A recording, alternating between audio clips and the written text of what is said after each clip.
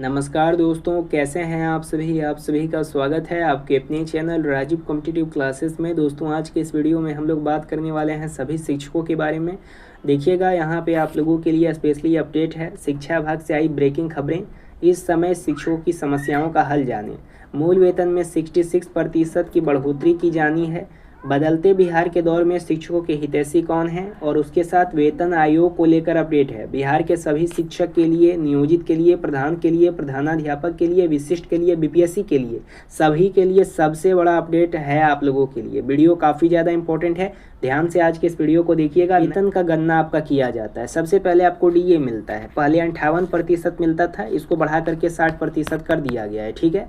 जो आप लोगों का एचआरए है वो दो टाइप से मिलता है। पहला, जो ग्रामीण इलाके से बिलोंग करते हैं उनको कम एचआरए दिया जाता है। जैसे मान लीजिए जो ग्रामीण में है उनको 4% दिया जा रहा है, तो जो शहरी से बिलोंग करते हैं उनको इससे ज़्यादा दिया जाएगा।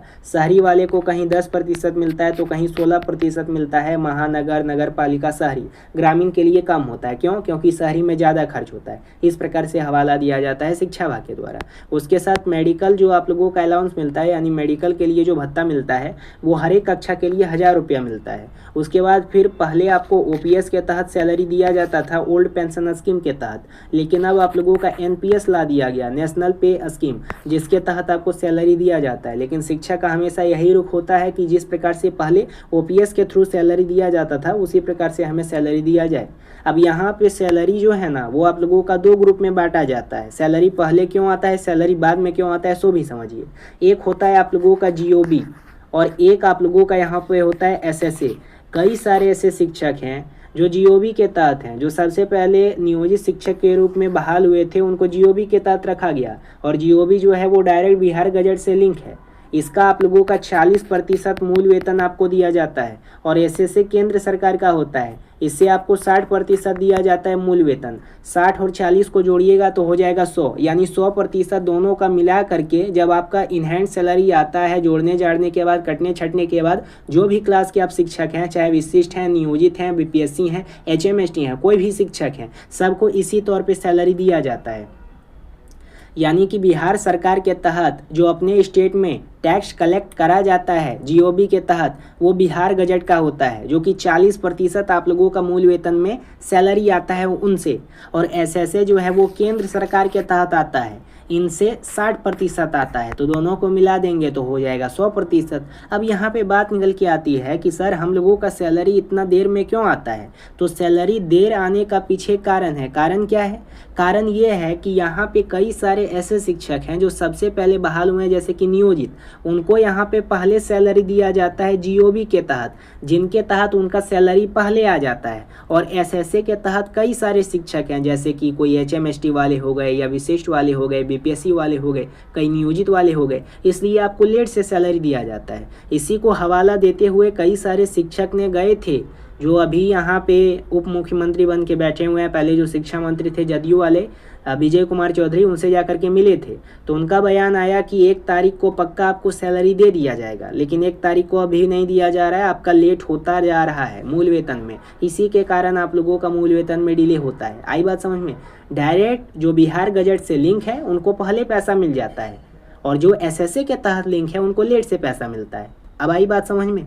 यहाँ पे हम लोग महत्वपूर्ण वेतन अपडेट देखते हैं, जैसे कि वार्षिक वेतन वृद्धि 3% इंक्रीमेंट। जिन शिक्षकों की सेवा विधि के अनुसार इंक्रीमेंट की तिथि 1 जनवरी या 1 जुलाई आ रही है, उनके मूल वेतन में 3% की सालाना बढ़ोतरी नियमानुसार जोड़ी जा रही है। उदाहरण के लिए प्राइमरी शिक्षक जिनका बेसिक पे 25,000 था, इंक्रीमेंट के बाद उनका जो नया बेसिक पे बना दिया गया वो 25,750 बना दिया गया, या 26,220 बना दिया गया। सेवा विधि के अनुसार ही आप लोगों का सैलरी रहेगा, लेकिन वार्षिक वृद्धि के तहत हर बार आप लोगों का जो सैलरी है उसमें कुछ 100 रुपये के आंकड़े से आप लोगों का जो सैलरी है उसमें कुछ बढ़ोतरी कर दिया जाता है। जैसे कल 25,000 मिल रहा था, तो जुलाई के बाद 1 वर्ष हुआ तो 25,750 मिल गया। उसी प्रकार से आप डिफरेंस देखते हैं, TRE 1 का अलग रहेगा प्राइमरी वाला, TRE 2 का अलग रहेगा, रहेगा, TRE 3 का अलग रहेगा, ठीक है। इस प्रकार से आप लोग देखते हैं ना, अलग अलग क्लासेस वाइज, या नियोजित का अलग रहेगा, विशिष्ट का अलग रहेगा, अलग अलग शिक्षक का अलग अलग सैलरी में बंधा हुआ है। अब यहाँ पे बात आती है, क्या ये जो सैलरी है इसका स्ट्रक्चर इसी प्रकार से गड़बड़ा के रहेगा,